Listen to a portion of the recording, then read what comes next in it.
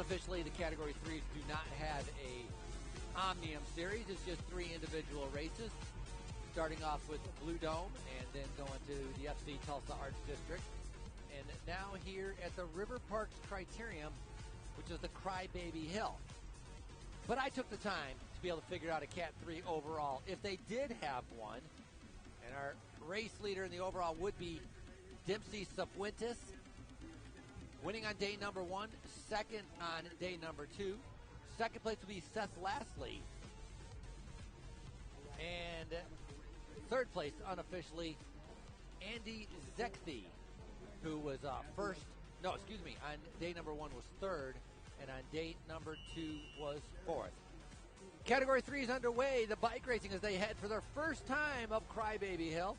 For a lot of these riders, brand new to Tulsa, Oklahoma, so the first time they're going to be able to experience the electric atmosphere on the uphill, over the top, the crazy fast downhill, and then coming back along the Arkansas River as they get ready to head back up Crybaby Hill. Great set of racing over the last couple days as our Category 3 race.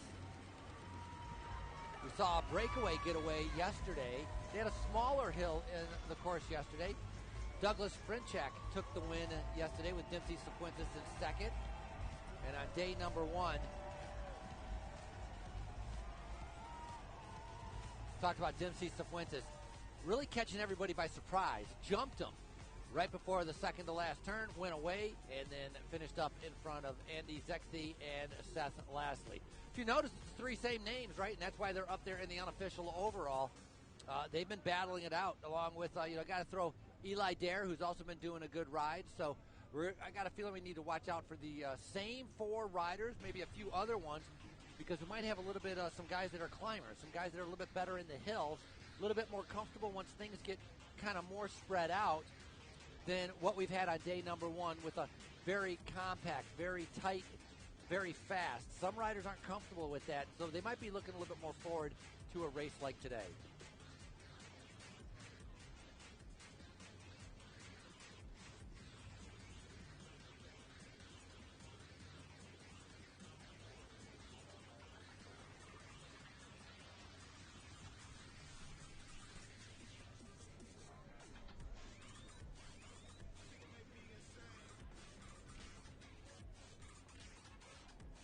Riders tackling the very fast downhill for the very first time. One rider throwing his chain, trying to be able to get it back on. Still not on. If he looks down, he's flipping that left head lever, trying to be able to get it back onto the big chain ring. But luckily he'll be able to take, well, actually, no. If it's a dropped chain, technically you cannot take a free lap for a dropped chain. So he's going to, this is horrible to see on the very first lap. Let some air out of your tire and then go to the pit and then get a free lap. But this is a nightmare right now because technically he's going to have to do a long, long chase for Adam Burke out of Team Elevate Racing.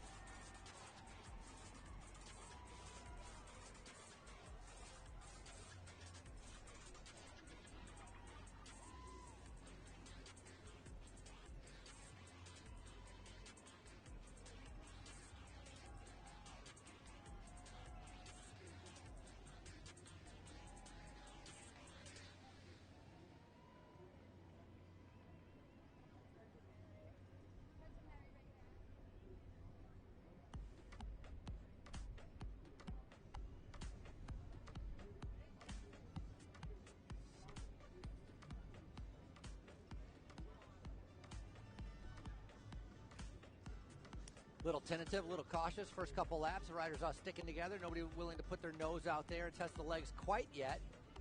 Only 3 minutes in. They're going to take a couple laps and kind of decide how they want to tackle this race. Obviously, the last couple days I've talked about it being hot, been very fast, very aggressive. So a lot of these riders are going to have some tired legs going wide. So a lot of riders just missed timing that turn. Again, a drop chain, got to pay attention to that, put that back on. Now this is technically, he dropped his chain, but he crashed.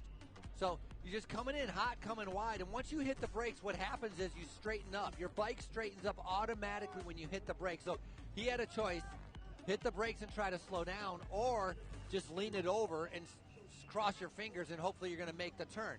So hopefully, as a Category 3, a lot of these riders are not as experienced. They don't know that they can go into the pit and get a free lap. They might think they have to be able to chase, and so hopefully he goes into a pit, get a free lap, be able to come back out. On the front right now, that's Seth Lastly, just coming up into view with that bright neon jersey. Strong young rider.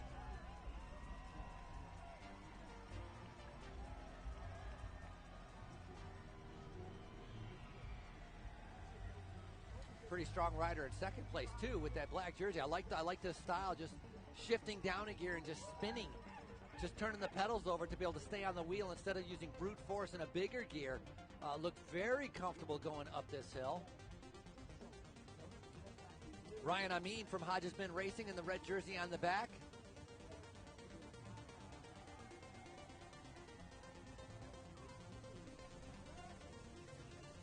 Everybody reacting to the situation right now with Lastly going up the road. I talked about unofficially sitting in second.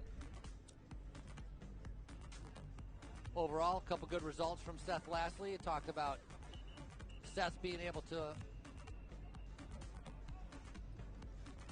place fourth on day one, and then on day two, placing third. So obviously, he would like to be able to move up a little bit higher on the podium. Man, pushing the limits here on that downhill as riders are trying to be able to bridge that gap, trying to stay in contact and stay in the draft.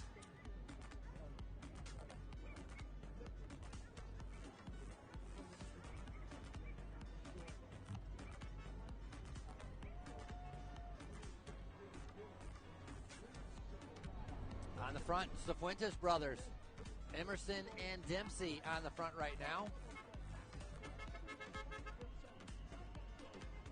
And it's interesting, the rider in the red helmet is Dempsey, who's actually had some pretty good results, winning day number one and second on day number two. Now perhaps setting up his brothers. His brother comes over the top.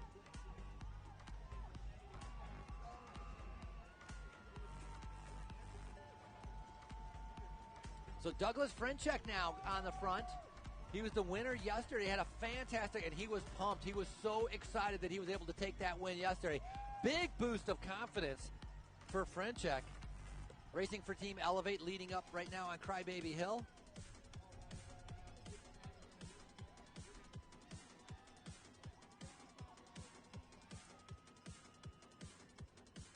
Nice shot of all the riders riding on the back. I'll try to call off some of them sometimes if I can read the numbers there. It's also Wheelman. That was Milas Clark Jr. sitting on the back there as a little bit of a regrouping in the front here. Nobody willing to be able to do anything, which allows a lot of these riders to be able to catch back up. At some point on this race course, you have to be able to kind of move up. You have to find a spot where it works for you to be able to move up. And it could be on the top, like could be on this portion of the course, after Crybaby Hill, perhaps to get yourself into a position, or if you're in a decent position, try to move up when you're going along the start-finish line area. But as it gets more and more strung out, it becomes more difficult because every time they hit the hill, more gaps are going to continue to open up as the fatigue sets in on many of these riders.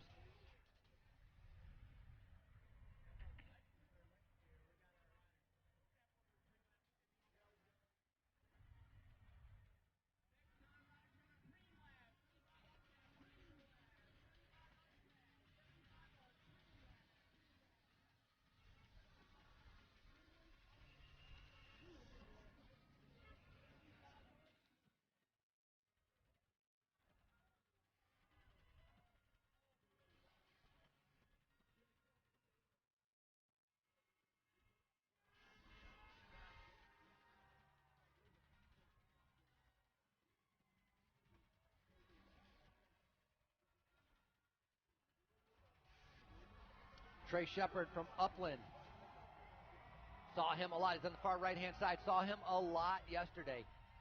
He was attacking very aggressive yesterday the way he was racing. He actually, overall, if you look at the end of the day in the Category 3s, he wasn't in that top 4 or 5, but he should be pleased with the way he raced. He had a good race. 26-year-old out of Indiana, racing for Upland Brewing, and right now finding himself on the front of this group once again. Right there, that is Harrison Petra that we just saw from Hodges Bend Racing.